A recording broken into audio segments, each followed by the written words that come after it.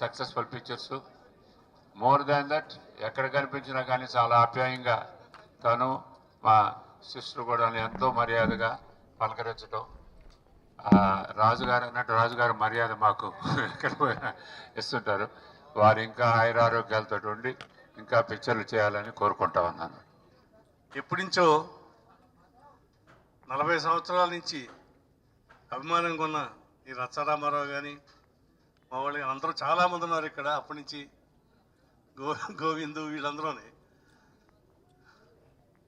గజవాడ శ్రీనివాసు, చాలా సంతోషం. ఇవి ఈరోజు నేను ఇక్కడ ఉంటానో లేదో తెలియక చాలామందికి చెప్పలేదు. వాళ్ళందరూ ఫోన్లు చేసి చాలా శుభాకాంక్షలు తెలుపుతూనే మమ్మల్ని ఎందుకు పిల్లలు సార్ అని అన్నారు. కానీ వాళ్ళు ఉంటుందో లేదో నాకే నమ్మకం లేదు. ఎందుకంటే రాత్రి ఢిల్లీలో ఉండిపోవడం జరిగింది. వాడు మార్నింగ్ రాగలిగినా ఏమైనా రాత్రి ఫ్లైట్ తీసుకుని వచ్చేసాను నేను, మీరందరూ కొంతమంది వస్తారని. కానీ మనస్ఫూర్తిగా అందరినీ రావాలి, మనందరం కలవాలి. ఇదివరకులాగా చాలామంది కలుగుతామని అనుకోలేదు నేను. అయినా కానీ మీరు ఎంతమంది వచ్చి మీరు నాకు శుభాకాంక్షలు తెలపడానికి వచ్చాను, నాకు చాలా సంతోషంగా ఉంది. మీ అందరికీ నేను శుభాకాంక్షలు తెలపాలి. ఎందుకంటే నేను ఇంత ఆరోగ్యంగా ఇన్నాళ్ళు ఇలా ఉన్నానంటే మీరే కారణం, మీ అభిమానమే కారణం. ఈ అభిమానాన్ని ఎప్పుడు ఇలాగే మీరు చూపిస్తూ ఉంటారని, దాన్ని అంతకంటే ఎక్కువ ప్రభాస్ కూడా చూపిస్తున్నారు.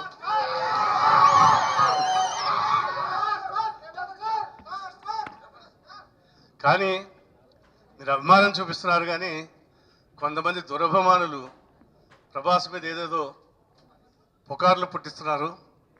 ఆ వెధవల్ని, ఆ సన్నాసుల్ని, ఆ దుర్మార్గుల్ని మీరందరూ చెప్పులతో కొట్టాలని నేను అంటాను.